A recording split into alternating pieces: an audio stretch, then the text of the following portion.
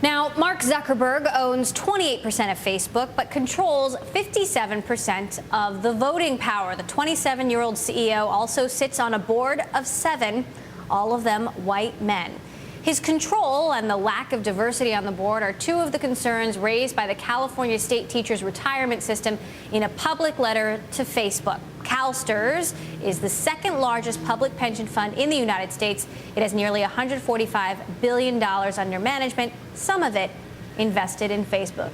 Joining me now from Sacramento is Jack Ehnes, CEO of Calstrs. Jack, welcome to the show. You have a few concerns. Let's start with the voting power. Why does it worry you so much that Mark Zuckerberg has 57% of the voting control at this company?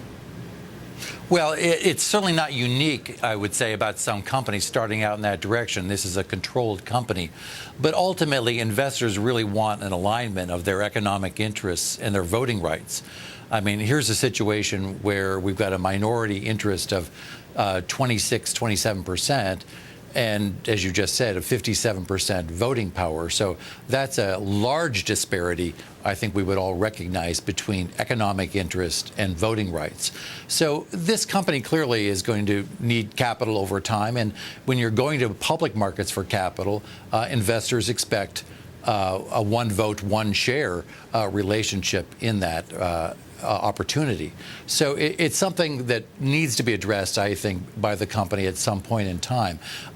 It hasn't been so long since we've just had this national discussion around News Corporation, where, again, there was that extraordinary disparity between ownership and economic interest. So it's an argument and discussion this country's had, and I think there's considerable dissatisfaction among investors when you see that level of disparity.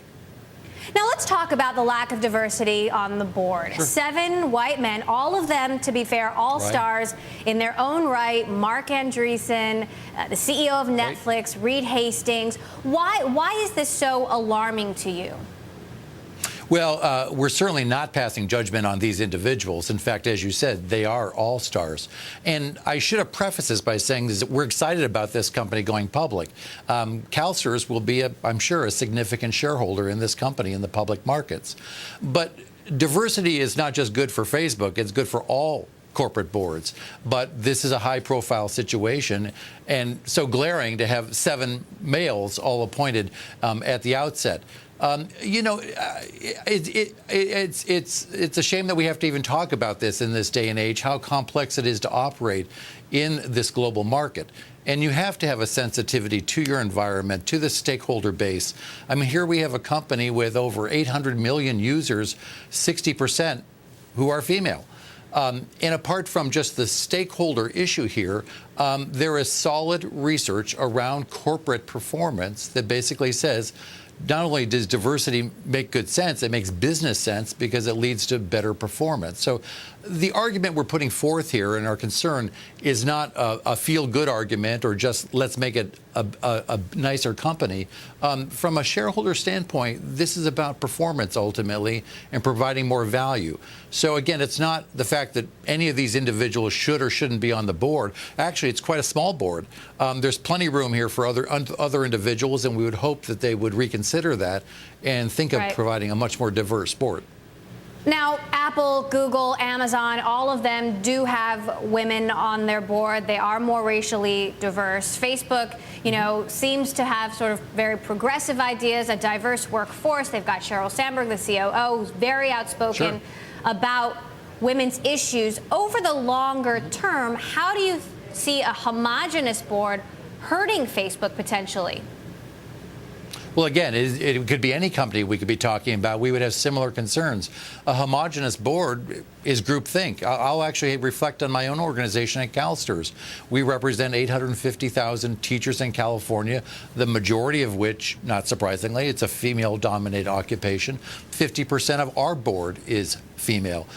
So, again, I think if you're looking for difficult decisions to be made in this complex business environment, you must have a diversity of views. And it's not just about gender or ethnicity or race. It's really about experiential differences as well.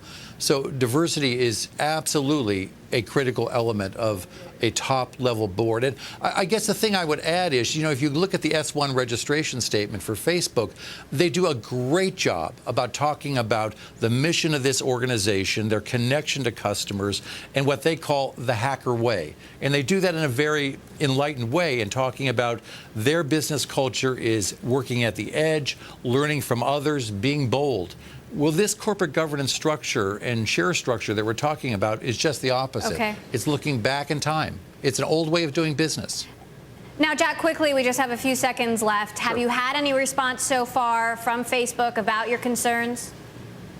Well, you know, again, for a company going public, there's a quiet period, so I'm not sure we would expect any type of engagement at this point.